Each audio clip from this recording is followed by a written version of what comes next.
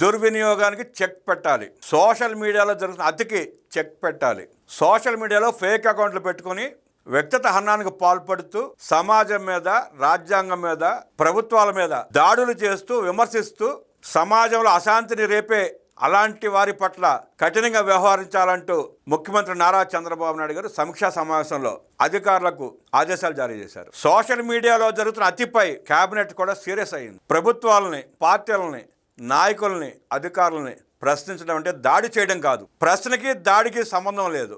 ప్రశ్న ప్రశ్నగానే ఉండాలి, సమాధానం రాబట్టేలా ప్రశ్న ఉండాలి. వ్యక్తిగత హననానికి పాల్పడుతూ, దూషణలు చేస్తూ సమాజంలో అశాంతిని రేకెత్తించే ప్రయత్నం చేసే వారి పట్ల కఠినంగానే వ్యవహరించాలి, శిక్షించాలి.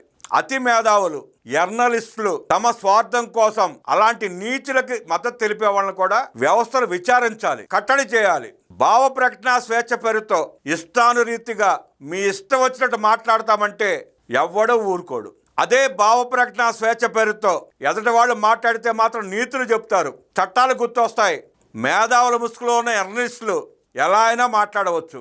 అలా ఎందుకు మాట్లాడావని ప్రశ్నిస్తే అది వారి స్వేచ్ఛని హరించినట్టంట. వాళ్ళు మాత్రం మతాల మీద దాడి చేయొచ్చు, సంఘం మీద దాడి చేయొచ్చు, రాష్ట్రాల మీద దాడి చేయొచ్చు, వ్యవస్థల మీద కూడా దాడి చేయొచ్చు, రాజ్యాంగం మీద కూడా దాడి చేయొచ్చు. అలాంటి సన్నాసులని మద్దతు ఇచ్చే వాళ్ళని కూడా, అలాంటి సన్నాసులకు మద్దతు ఇచ్చే వాళ్ళని కూడా కఠినంగా శిక్షించాలి. సోషల్ మీడియా వల్ల సమాజానికి ఉపయోగంతో పాటు తీవ్ర నష్టం కలిగించే రోగంగా మారుతోందని కేబినెట్ ఆందోళన వ్యక్తం చేసిందని మంత్రి పార్థసారథి తెలిపారు. సోషల్ మీడియా ప్రభావంతో ప్రజల ఆలోచన విధానం, పాలనా వ్యవస్థపై ప్రతికూల ప్రభావం పడుతోందని కేబినెట్లో చర్చ జరిగిందని చెప్పారు. సీఎం చంద్రబాబు అధ్యక్షతన కేబినెట్ సమావేశం జరిగింది.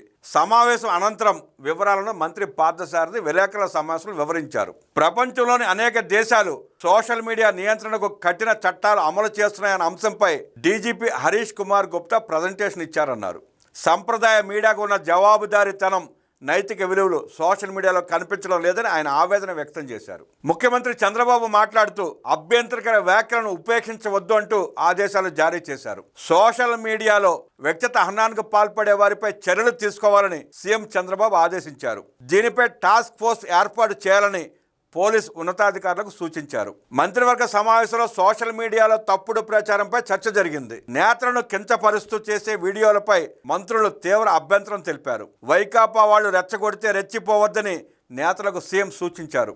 అభ్యంతరకర వ్యాఖ్యలు చేస్తే ఉపేక్షించవద్దని పోలీస్ అధికారులను ఆదేశించారు. కులపరమైన అంశాలు, తప్పుడు సమాచారాన్ని సోషల్ మీడియాలో వేగంగా స్ప్రెడ్ చేస్తున్నారని సీఎం చంద్రబాబు తెలిపారు. తమ స్వార్థ రాజకీయాలకు బ్లేడ్ బ్యాచ్, గంజాయి బ్యాచ్లను అడ్డు పెట్టుకుని కుట్రలకు పాల్పడుతున్నారని ఆరోపించారు. వీటిపై పూర్తి నియంత్రణ రావాలని సీఎం ఆదేశించారు. సోషల్ మీడియాలో ఫేక్ వార్తల నియంత్రణకు హోంశాఖ, న్యాయశాఖ కలిసి పనిచేయాలన్నది డిప్యూటీ సీఎం పవన్ కళ్యాణ్ అభిమతమని మంత్రి నాదెండ్ల మనోహర్ తెలిపారు. వాట్సాప్ యూజర్ నేమ్ అందుబాటులోకి వస్తే సోషల్ మీడియా సమస్యలు అధికమవుతాయని డీజీపీ హరీష్ గుప్తా అభిప్రాయపడ్డారు. సైబర్ క్రైమ్ సమస్యల పరిష్కారం కోసం ఐజీ స్థాయి అధికారిని నియమించాలని సీఎం ఆదేశించారు. సోషల్ మీడియా దుర్వినియోగంపై చట్టాలను మరింత బలోపేతం చేసి కఠిన చర్యలు తీసుకోవాలని ఈ సందర్భంగా సీఎం ఆదేశించారు. రాష్ట్ర స్థాయి సోషల్ మీడియా రెస్పాన్స్ సెల్ ఏర్పాటు చేయాలని ఈ భేటీలో నిర్ణయం తీసుకున్నట్లు తెలిపారు. సోషల్ మీడియా దుర్వినియోగం, ఫిర్యాదుల పరిష్కారానికి రాష్ట్ర స్థాయిలో టాస్క్ ఫోర్స్ ఏర్పాటు చేయాలని సీఎం చంద్రబాబు ఆదేశాలు జారీ చేశారు. విద్వేష ప్రచారం, వ్యక్తిత్వ హననం చేసే సోషల్ మీడియా హ్యాండిల్స్ను గుర్తించేందుకు ఆధునిక ఫారెన్సిక్ టూల్స్ సమకూర్చాలని ఈ కేబినెట్ సమావేశంలో నిర్ణయం తీసుకున్నట్లు తెలియవచ్చింది. సోషల్ మీడియా దుర్వినియోగంపై అన్ని ఎస్హెచ్ఓలకు ప్రత్యేక శిక్షణ ఇవ్వాలని సీఎం సూచించారు.